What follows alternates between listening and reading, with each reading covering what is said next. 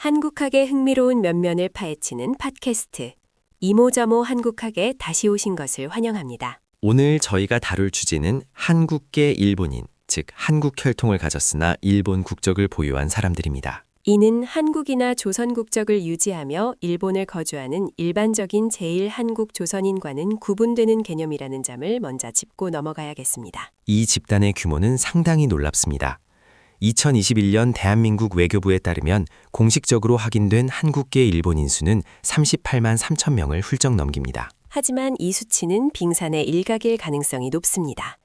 창씨 계명을 통해 한국계임을 숨기는 유명인들이 많고 심지어 부모로부터 듣지 못해 성인이 되어서야 자신의 뿌리를 알게 되는 경우도 상당합니다. 그럼에도 불구하고 자신의 정체성을 당당히 드러내는 인물들도 있습니다. 소프트뱅크의 손정희 회장이 대표적인 예인데요.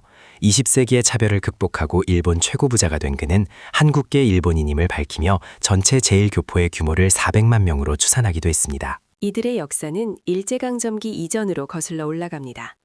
1세대는 임진왜란 당시 포로로 끌려온 약 10만 명의 조선인이 일본 각지에 정착하면서 시작되었습니다. 이후 일제강점기 동안에는 조선인과 일본인 간의 통혼이 활발해졌고 이들 사이에서 태어난 자녀나 조선 출신 배우자들이 전후에 일본인으로 분류되는 사례가 있었습니다. 그리고 현대적인 관점에서 볼 때 제2차 세계대전 이후 일본에 잔류했던 제1한국인 중 일본 국적으로 귀화한 사람들이 한국계 일본인으로 간주됩니다. 1980년대 영주권 부여 등 차별 완화 조치와 함께 통혼이 주요 요인이 되면서 귀화와 통합이 가속화되었습니다. 특히 소수민족 여성이 다수민족 남성과 결혼하는 경우 다수민족 국적으로 귀화하는 경우가 많다고 합니다.